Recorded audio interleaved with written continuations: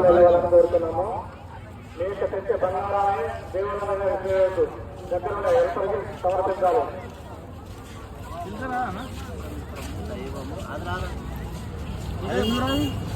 అది 150 కావాలి మరి.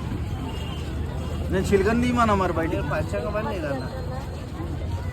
కానీ మనసులో చూస్తామంటే ఇది పుట్టింది టైం మంచిది కదన్న. నేను మనిషి చూస్తే గరీబు, మానవ చూస్తే వచ్చిన పాయింట్. పుట్టింది పొడి వర్గం ఉన్నది, పెరిగింది రాజ్యవర్గం ఉన్నది, పెరిగడ కృష్ణ వర్గం ఉన్నది.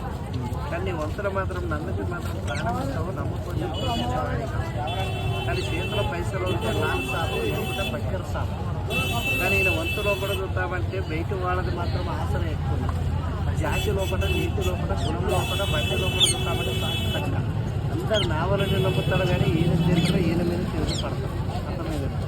కానీ ఈయన వంతులో చూస్తామంటే ఈ ఆడికి పోయిన చూస్తామంటే శని బలం లేదు, గురు బలం మంచుకున్నది.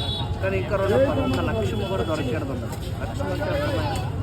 జాగను, ఇళ్ళను, పలాటను, పైసను దొరికేది ఉన్నది. ఈ సంవత్సరం కొత్త పని ఒకటి అయిపోయింది. కానీ ఆడికి పోయిన వాహనం లోపల విషయాలు పోవాలి.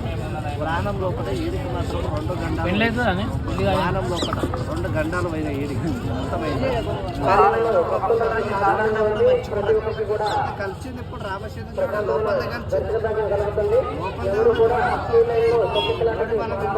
అయిపోయింది. పెళ్లిదేం లేదు, పెళ్లి వాళ్ళ మంచిగుంది. పెళ్లి దాటింది, గురు మంచిగున్నాడు. అర్థమైంది లేదా? యాడికి పని సంవత్సరం 1 నంబర్ ఉన్నది. నీ టైం నంబర్ ఎక్కువ ఉన్నది, చాలా సంత లేదు.